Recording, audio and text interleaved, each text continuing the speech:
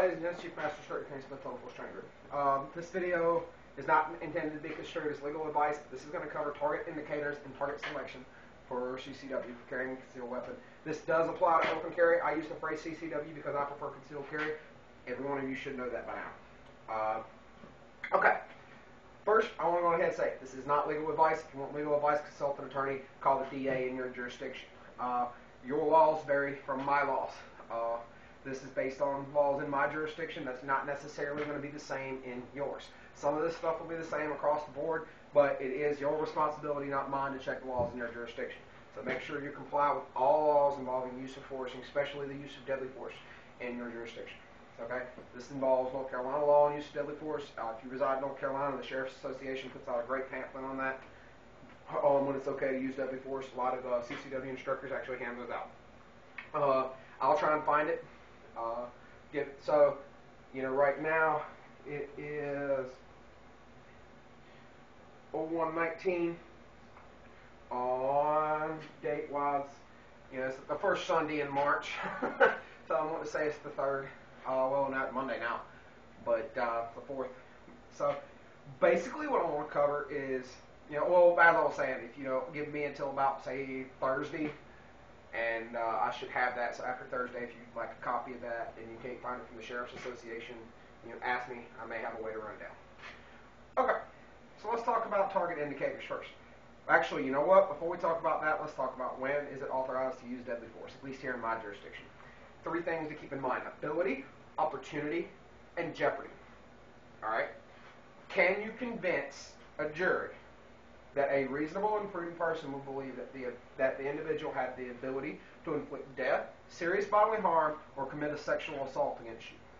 In North Carolina, those are the 3 big things. If you are at risk of death, serious bodily injury, or at the risk of being sexually assaulted, you are cleared hot.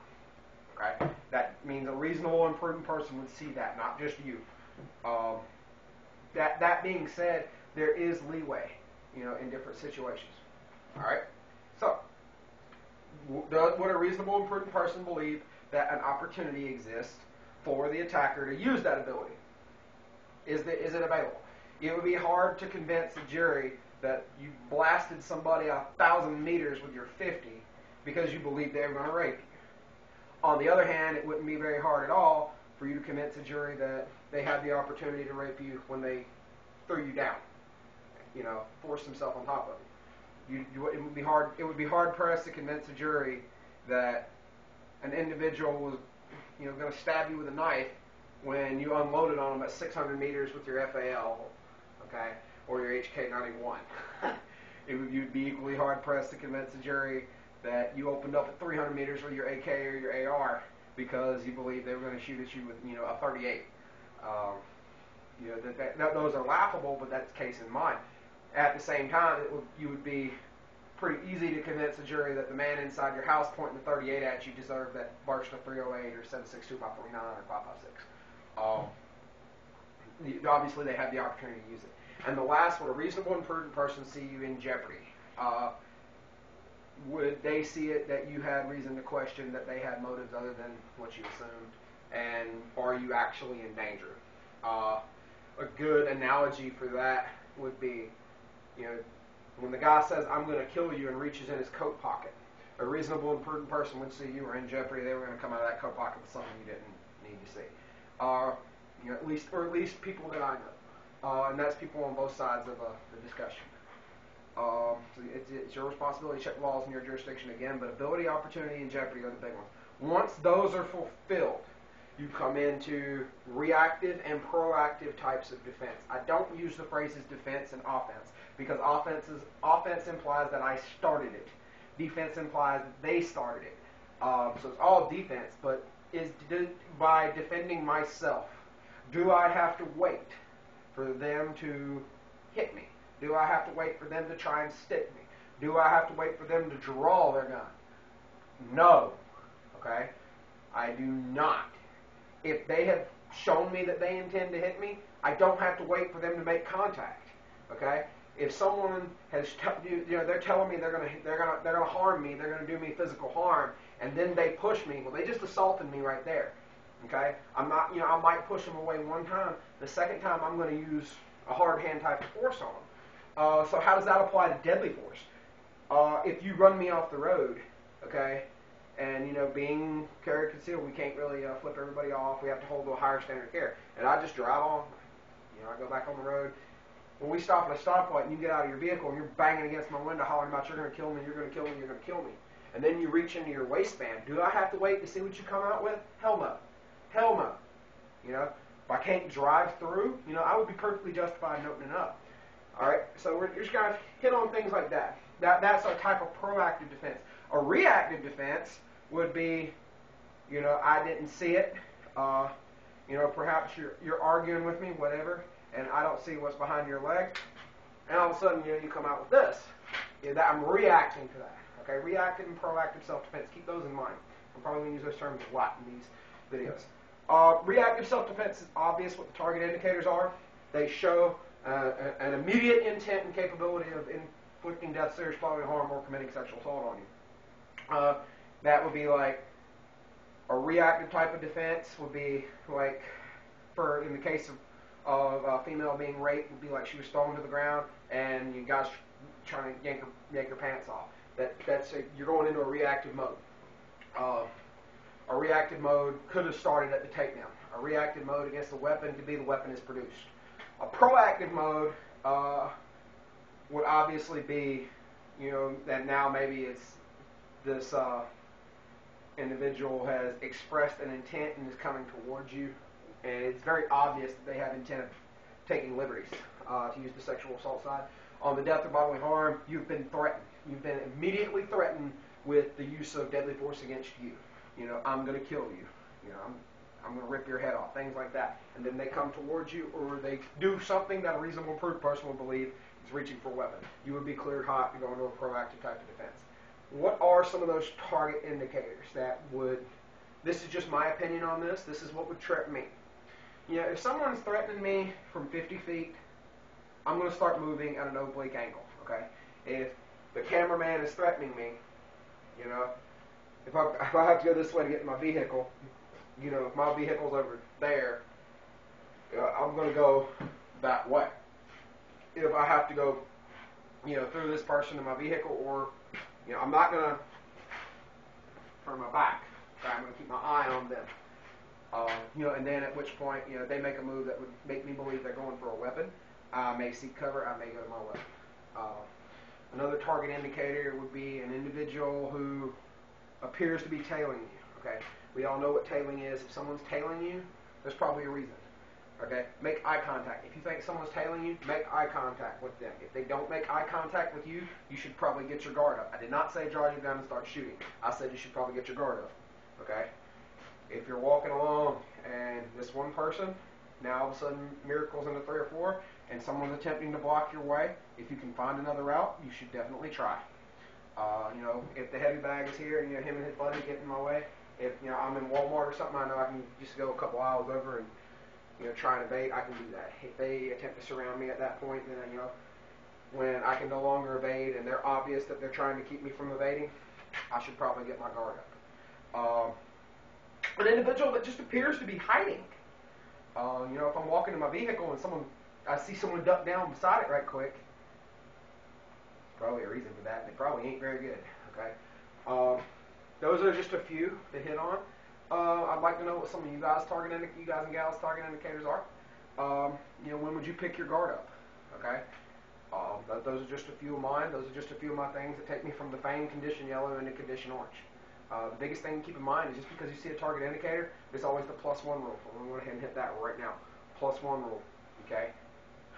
Well, I see you. I see you. Where is your friend? Because there's always another one. Okay? I draw down, I shoot you, bang, bang. You're no longer a threat. I'm looking for your buddies. Okay? Plural. All right? I always tell people the +3 rule. Okay? Instead of +1. Because instead of looking for that one more, you're looking for 3 more. Because if you're looking for multiple bad guys, bad gals, the threat still exists, okay? The threat exists until it's verified that there is no more threat, okay? So keep in mind, just because you've got a target indicator, you should always be wary of other possible threats. Let's talk about some of those possible threats for a minute. Not so much what they could be, Well, let's talk about target selection. Okay, let's use. Let's say we have four attackers. Four attackers. Number one, if I'm already cleared to use deadly force, maybe one of them produced a weapon. Maybe it's a disparity of force case because they've already assaulted me, and now that maybe I tried to evade, and they're no longer allowing me to fulfill my duty to retreat as the state requires. Well, which one would I go for first? In the military, we looked at crew serve weapons, communications, and leadership. Crew serve weapons, communications, and leadership. Okay. First things first, and honestly, I look at crew serve weapons, leadership, communications. If crew serve weapons, obviously, if you're facing multiple guys, one of them got an AK, and one of them got a knife, one of them got a stick, and the other one's got 32, a little Kel-Tec P32 or something like that. Which one poses the biggest threat? Obviously, the guy with the AK. Unless they're as close as this right here, because I'll take that AK from him all day long, unless he's already got it stuck into my chest. All right. That would be the first one to get bullets. I should always be moving at that point.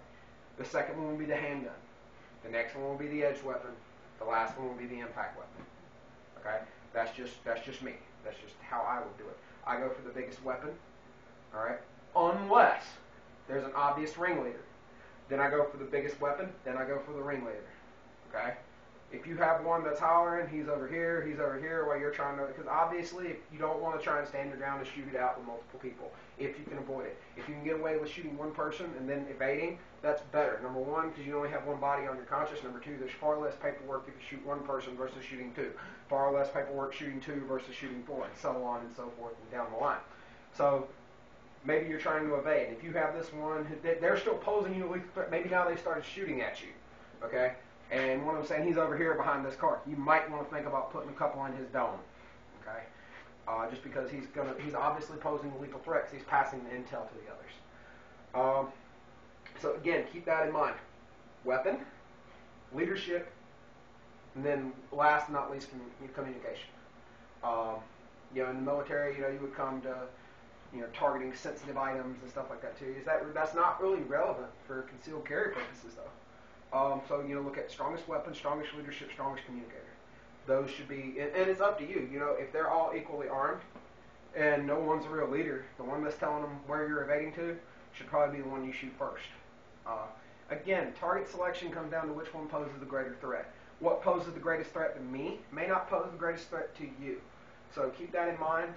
Select your targets well, and keep it. And you can work to set this up on the range with targets too. Multiple targets. A fun drill to do that builds good skills is you set up multiple targets and you number them, and then you have a coach. You start pacing back and forth. A coach or a partner, let them shove you to start the fight. Okay. Obviously, if you're not confident handling a gun, just give you a little touch. Okay. If you're confident handling a gun and you're doing this with me, I'm probably going to shove you pretty good. I didn't say I was going to hit you. I said I was going to shove you. I was going to knock you off balance. Okay.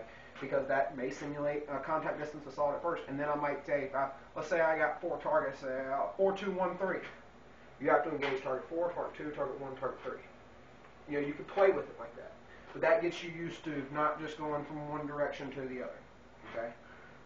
When dealing with multiple targets, do I believe in boarding house rules or shoot them all to the ground? That depends. If they're all equally armed, I believe in boarding house rules. Give everybody a few before finishing them off. If one is obviously heavily armed, you shoot that motherfucker to the ground before you move on. Okay? If you're dealing with a leadership situation, if you have one that you know is your first specific target, you shoot them to the ground. Then you can move on and go boarding house rules based on the threat. It's another reason why I recommend high-capacity pistols and carrying extra ammunition. So hopefully this is a decent little multiple target drill for y'all. Not really drill, but multiple target video on target selection, target indicators, when to go to force. Kind of covering quite a bit of broad spectrum here. I hope you all enjoy it. I'm going to go inside and try to go back to bed. So there may be more videos on later tonight. There may not be. That strictly depends on how quickly I get back to sleep. If I get to sleep tonight, because that happens sometimes where I don't get to. I'm going to start cutting my heaters off, and I will catch everybody on the flip side. Stay frosty, stay in the fight.